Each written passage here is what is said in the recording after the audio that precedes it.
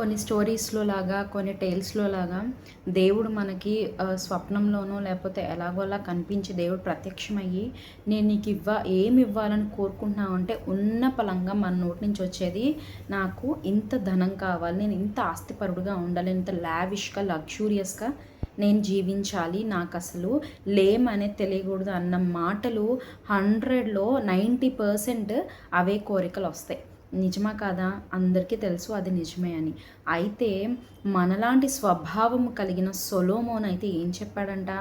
నాకు ఈ ప్రజల్ని ఏలడానికి కావలసిన జ్ఞానం దయచేయి ప్రభా అని ఆయన అడిగాడంట.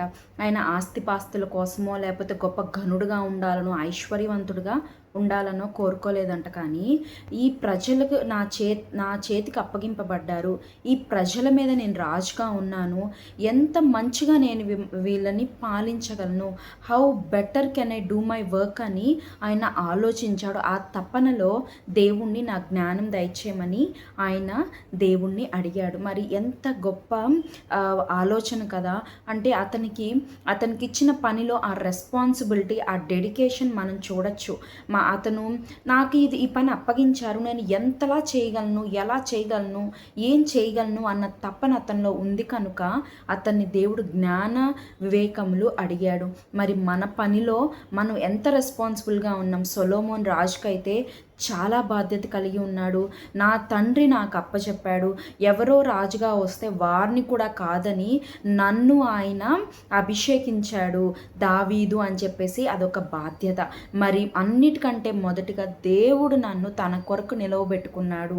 ఆయన కొరకు నేను ఏం చేయగలను, ఎంత బాధ్యతగా, ఎంత రెస్పెక్ట్ఫుల్గా నేను ఈ వర్క్ చేయగలను అని ఆయన ఆ తపనలో దేవుణ్ణి జ్ఞాన వివేకములు గల హృదయం కావాలని దేవుణ్ణి అడిగాడు. మరి దేవుడు ఆ ప్రార్థనకి ఎంతో మెచ్చి, నీకు గొప్ప జ్ఞానాన్ని నేను అనుగ్రహిస్తున్నాను. ఎంత జ్ఞానం అంటే, నీ వంటి జ్ఞానం కలవాడు ఇప్పుడు కానీ మరి ఎప్పటికి కానీ ఉండడని దేవుడు అతని మనవని అతనికి దయచేశాడు. అతను అడక్కపోయినా దేవుడు అతనికి ఘనతను, ఐశ్వర్యాన్ని దయచేశాడంట. మనం కూడా దురాశల్లో నాకు అది కావాలి, ఇది కావాలి, ఎంతున్నా సరిపోక ఇంకా ఇంకా ఇంకా ఇంకా అని ఎవ్వరికి లేకపోయినా నాకు అనవసరం, నేను మాత్రం సంతుష్టిగా ఉండాలి, నాకు ఎక్కువైపోయి పడేసినా పర్లేదు, నేను మాత్రం ఎవ్వరికి ఇవ్వను, నేను ఫుల్ఫిల్డ్గా ఉండాలి అన్న దురాశతోటి, అలాంటి చేష్టలతోటి ఉన్నట్లయితే సొలొమోన్ ద్వారా దేవుడు మాట్లాడుతున్నాడు. నువ్వు నిజంగా దేవుని పట్ల భయం కలిగి, గౌరవం కలిగి, నీ వర్క్ పట్ల డెడికేషన్ కలిగి, రెస్పాన్సిబిలిటీతో ఉంటే, సంతుష్టి కలిగి ఉంటే, సాటిస్ఫాక్షన్ నీలో ఉంటే, నువ్వు అడక్కపోయినా నీ ఆశలేదో దేవుడు తీరుస్తాడు. సొలొమోన్ రాజు ఆయన ఏమీ అడగలేదు జ్ఞానం తప్ప, కానీ అతనికి దేవుడు జ్ఞానాన్ని, ఐశ్వర్యాన్ని దయచేశాడు. గొప్ప ఘనత, ఆయన జ్ఞానాన్ని తెలుసుకోవడానికి ఇతర దేశపు రాజులు, రాణులు వచ్చేవారంట.